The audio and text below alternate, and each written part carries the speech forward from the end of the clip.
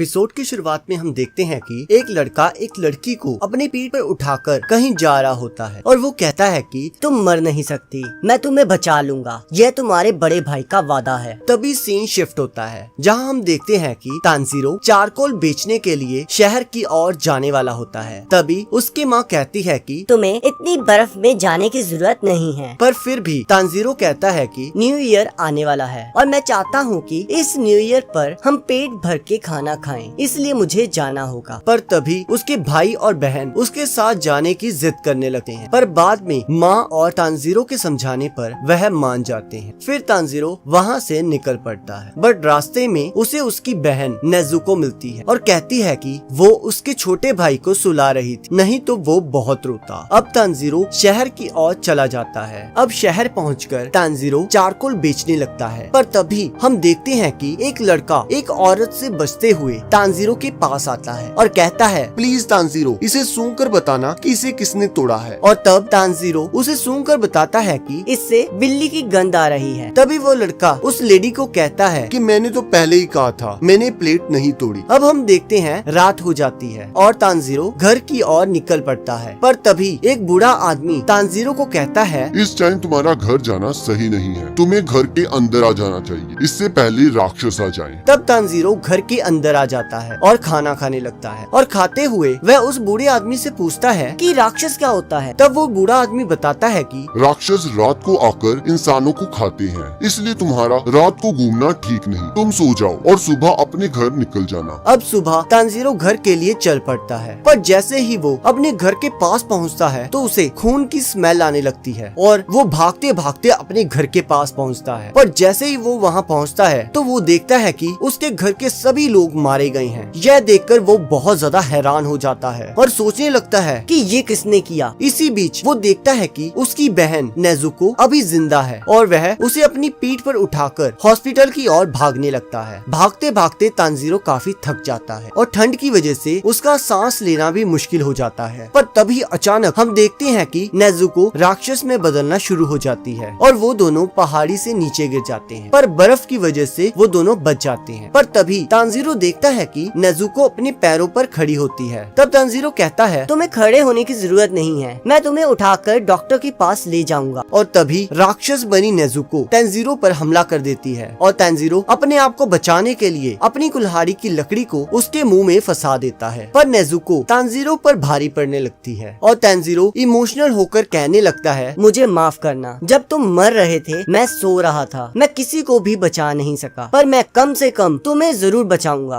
हौसला रखना, तुम राक्षस नहीं बन सकती। तभी हम देखते हैं कि नेजुको की आंखों से आंसू आने लग जाते हैं, पर अचानक से एक लड़का तलवार से नेजुको पर हमला कर देता है, पर तानजीरो उसे बचा लेता है। तब वो लड़का तानजीरो से पूछता है कि तुम इस राक्षस को क्यों बचा रहे हो? तब तानजीरो कहता है कि ये मेरी बहन है। अब वो लड़का नेजुको को पकड़ लेता है और कहता है कि मेरा फर्ज है कि मैं हर राक्षस को ढूंढूं और उसे मारूं। पर तब तानजीरो कहता है कि नेजुको ने किसी को नहीं मारा, यहाँ तक कि मुझे मेरे घर से एक अनजान गंध आ रही थी, मुझे लगता है कि उसी ने मेरी फैमिली को मारा है, मुझे नहीं पता नेजुको राक्षस कैसे बनी। तो वो लड़का बताता है कि इसके जख्म राक्षसों की खून के संपर्क में आए होंगे, इसी वजह से ये राक्षस बन गई है और इसी तरह ये राक्षस अपनी जनसंख्या बढ़ाते हैं। पर तब तानजीरो कहता है कि मेरी बहन ने किसी इंसान को नहीं मारा, प्लीज उसे छोड़ दो। तब वो लड़का कहता है कि तुम क्या मजाक कर रहे हो, अगर मैंने इसे छोड़ा तो ये तुम पर हमला कर देगी। पर तब तानजीरो कहता है कि ये मेरी बहन है, इसे पता है कि मैं इसका बड़ा भाई हूँ, ये मेरे पर हमला नहीं करेगी, मैं इसे ठीक करने का रास्ता ढूंढ लूंगा। तब वो लड़का कहता है कि एक बार कोई इंसान राक्षस बन जाए तो वह वापस इंसान नहीं बन सकता। पर तानजीरो कहता है कि प्लीज इसे छोड़ दो, मैं कोई ना कोई रास्ता जरूर ढूंढ लूंगा, और उसके आगे गिड़गिड़ाने लगता है। तब वो लड़का कहता है कि तुम इसे ठीक नहीं कर सकते, अगर मैंने इसे छोड़ा तो तुम भी राक्षस बन जाओगे, क्या तुम यही चाहते हो? और वैसे भी तुम बहुत कमजोर हो। हाँ, शायद राक्षसों के पास तुम्हारी बहन को ठीक करने का कोई रास्ता हो, पर वो ऐसा कभी नहीं करेंगे क्योंकि ताकतवर हमेशा कमजोर को दबाता है। तब वो लड़का नेजुको पर हमला कर देता है, जिसे देखकर तानजीरो उस लड़के पर हमला कर देता है, पर वो लड़का तानजीरो के सिर पर मारकर उसे बेहोश कर देता है। और तभी वह देखता है कि तानजीरो के पास उसकी कुल्हाड़ी नहीं है और तभी तानजीरो की कुल्हाड़ी उसके पास से गुजरकर पेड़ पर लगती है। तब वो लड़का तानजीरो की चालाकी को देखकर काफी इम्प्रेस हो जाता है कि कैसे उसने उसे चकमा देकर उलझाए रखा, पर उसका असली प्लान तो कुछ और था, पर तभी नेजुको उस लड़के पर हमला कर देती है और तानजीरो की तरफ जाने लगती है। पहले तो उस लड़के को लगता है कि नेजुको तानजीरो पर हमला करने वाली है, पर अचानक वो देखता है कि नेजुको तानजीरो को बचाने लगती है। अब एक तरफ नेजुको उस लड़के पर हमला करने वाली होती है और दूसरी तरफ वो लड़का सोचता है कि ऐसा कैसे हो सकता है, ये बहुत ज्यादा घायल है, इस टाइम इसे भूख भी बहुत लग रही होगी, पर फिर भी ये अपने भाई को खाने की जगह उसे बचा रही है। तब वो लड़का सोचता है कि शायद ये बाकियों से अलग है। तो वो नाजुको को बेहोश कर देता है और जब तानजीरो उठता है तो वो देखता है कि नेजुको उसके पास लेटी होती है और वो लड़का कहता है कि तुम उठ गए, जाओ जल्द से जल्द माउंट सागिरी चले जाओ, वहाँ तुम्हें एक बूढ़ा आदमी मिलेगा जिसका नाम साकोंजी उरोकोडाकी होगा। जब वो तुम्हें मिल जाए तो उसे कहना कि तुम्हें गियू टोमियोका ने भेजा है और कहता है कि अभी आसमान में बादल हैं, अभी तुम्हारी बहन बची रहेगी, पर ध्यान रखना इसे कभी भी सूरज की रोशनी में मत जाने देना। और यह कहकर वो चले जाता है और फिर सीन शिफ्ट होता है और हम देखते हैं कि तानजीरो अपने घर वालों को दफनाकर माउंट सागिरी की ओर चल पड़ता है और इसी के साथ एपिसोड खत्म हो जाता है। और इसके अगले एपिसोड का लिंक आपकी स्क्रीन पर आ रहा होगा, आप उस पर क्लिक करके अगले एपिसोड को देख सकते हो।